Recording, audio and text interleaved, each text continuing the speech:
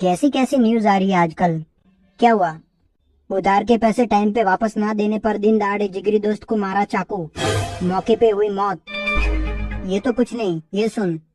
2 साल से पैसा वापस नहीं दे रहा था दोस्त, जब भी फोन करो काट देता था। ऐसी आय लगी अपने दोस्त की, नाभि के नीचे का पूरा हिस्सा लकवा मार गया। दुख की बात यह है कि अगले दिन ही बेचारे की शादी थी।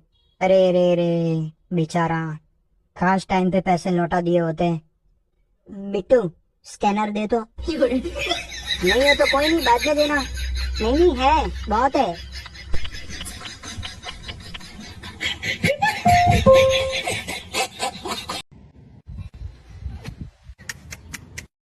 तू ना वो लड़की के पीछे पूरा पागल हो रहा है।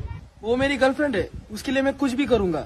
अगर वो बोली ना वॉचमैन बन तो वॉचमैन बनूंगा।